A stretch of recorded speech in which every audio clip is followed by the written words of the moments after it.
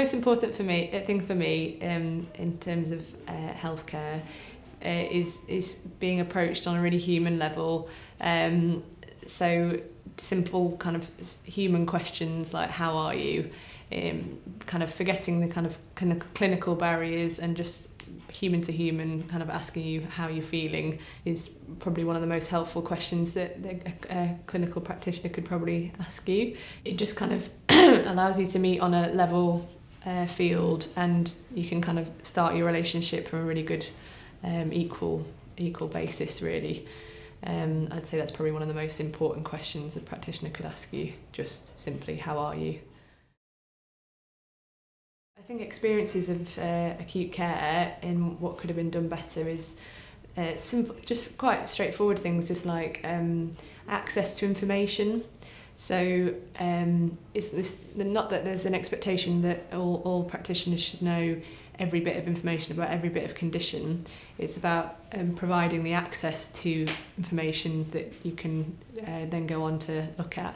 So for example, when I was in hospital and I was diagnosed with meningitis, when on leaving hospital, no one ever kind of said to me, here's this charity Meningitis Now, they're a fantastic charity, go and have a look on their website, they've got loads of information. And if someone had just said that to me there and then, I would have been much more kind of aware of what I was going through, what was happening. But instead, that information was never kind of provided to me, so I didn't then find that information till a good 2 or 3 months down the line. One of the things I'd say would be really important in acute care would be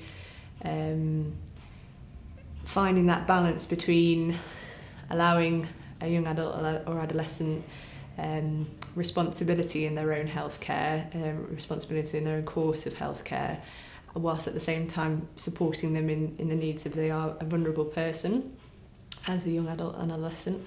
So finding that balance is quite tricky, I think, but when you do get it right, I think it's really important to how that person experiences healthcare, because it's it's a way of giving them that power and enabling them to take control of their own situation, the way their own healthcare moves forward, whilst also cushioning them and supporting them in maintaining that pathway, I think. So there would be two kind of really key points for me, definitely.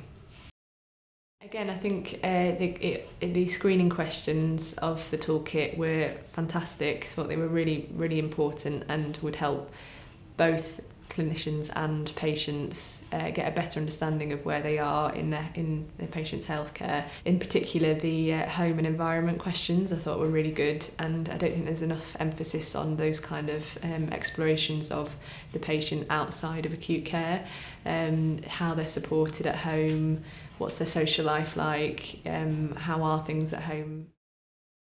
Emphasising the importance of the patient outside acute care is incredibly important. My own experience of acute care, especially in kind of leaving it, was a complete lack of where, you know, nobody ever asked me how are you getting home, where is home, are you going to be okay for the next week or so in recovery or whatever. And those are really, really crucial questions. I was fortunate enough that I was and still am very much supported, but those kind of really crucial questions, you know, make a real difference to a lot of people where that support isn't there in the same way.